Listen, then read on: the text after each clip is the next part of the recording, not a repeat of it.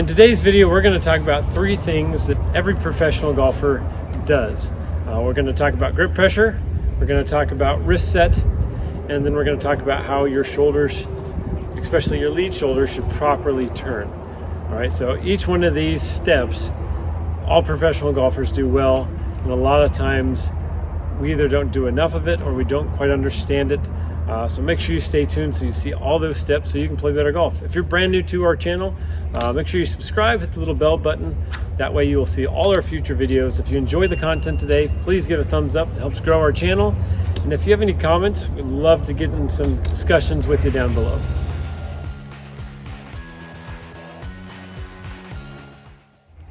The first thing that we're going to talk about is grip pressure. Now, if you're watching this video, most likely you've been told to hold the club really light. I'm going to disagree with that, okay?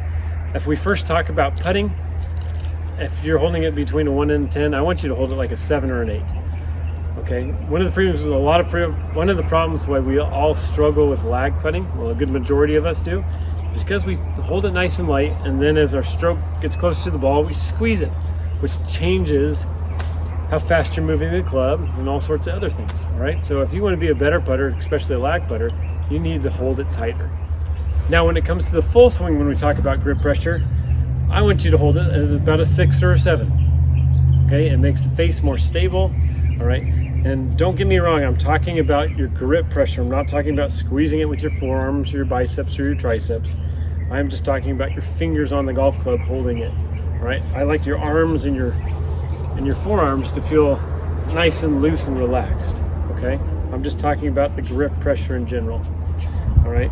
One of the reasons why we want to hold it tighter is we want to keep it consistent, and it's much easier to be consistent holding it tighter than holding it really, really light, okay? So I want you to get used to holding it a little bit tighter when you're swinging, all right? Another thing that has to go with grip pressure is the faster you swing at it, usually the tighter you hold it, because there's a lot of force being pulled with that golf club. And so if you're holding it too light, you might even lose the club, but it's just not going to be as stable. You're not going to be as consistent, all right? One of the big problems that I come across when people hold it too light is they come down and then they squeeze. And whenever they squeeze, they release that club early, right? So if you want to be a person who maybe holds lag or just has a little bit more forward pressured impact, right? If you're holding it tighter, it's a little bit easier for you to maintain that consistent grip pressure and maintain the hands leading that club head rather than squeezing and doing the cast that a lot of us struggle with. All right, so that's my take on grip pressure. Now we're going to talk about the next thing that pros usually do very well is what they do with their wrists. So we've covered grip pressure, and that goes right into what your wrist should be doing and what pros do with the wrists. So we'll start off with the face on view so you can see what the wrists do. So first off, when the club gets level to the ground, the wrists are set. They have set a little bit. Go straight, be right there. All right, forearm gets level to the ground, basically a 90-degree angle. Some might be a little short, some might be a little bit greater, but generally 90-degree angle right there. And then all a pro does from there is after they set their wrists, just take it to the top and their wrists are perfectly set, okay? What tends to happen with a lot of golfers is if you grip it too light, it might be a little bit hard for you to set your wrists. So this is a good reason why you should grip it a little bit tighter also.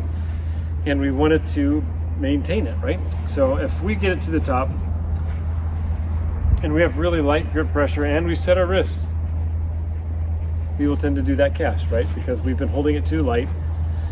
The other thing that happens with people who don't have enough forward pressed impact is they don't really set their wrists at all, okay? And then when they come down, there's no way for them to actually have more forward shaft lane into impact because they never created any wrist angles to do that, okay? So if you're struggling with lag and you haven't set a whole lot of wrists, there's a good reason why.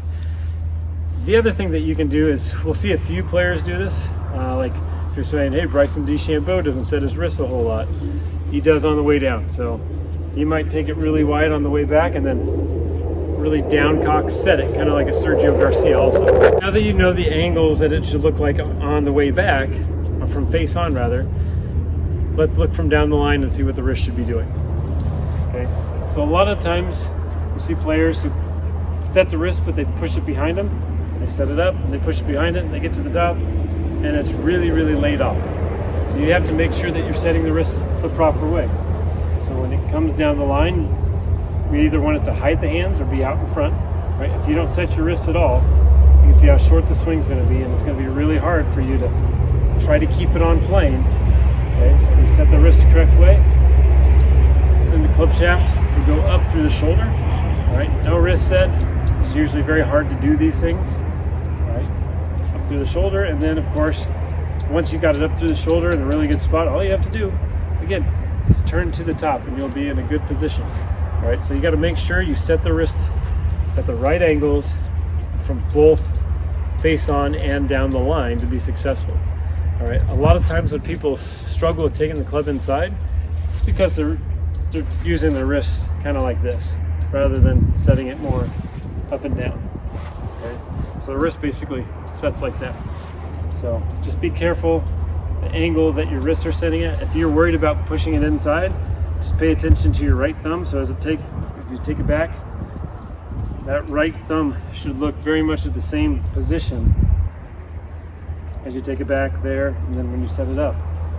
Okay, so just focus on something when it comes to your hands to help you know when you're taking it inside or if you're using your wrist a little bit incorrectly. So I really like the right thumb idea. As long as I make sure it looks like the same as my grip as I set it back, it's usually on plane pretty well for me.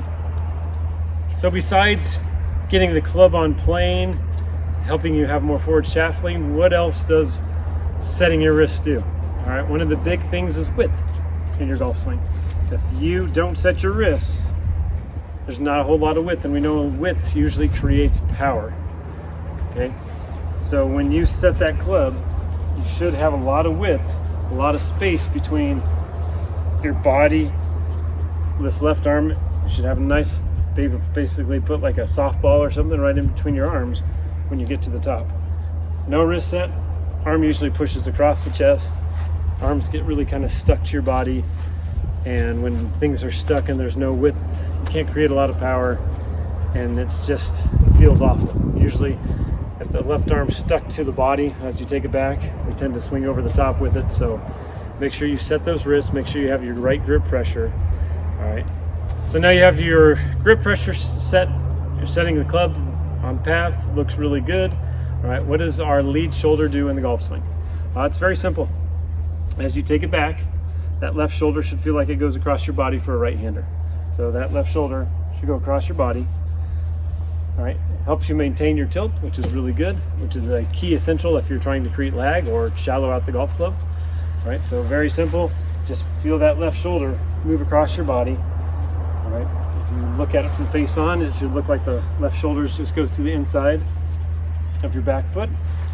Okay. Also helps you have a greater shoulder turn, because if you keep it still, you tend to tilt, you tend to have a shorter shoulder turn, and it really struggles. Thanks for watching. If you are on Instagram, make sure you follow me. That way you can see all of the players, all my success of the players that I have, so you know I'm just not some guy out here giving lessons in my backyard or just randomly on the driving range.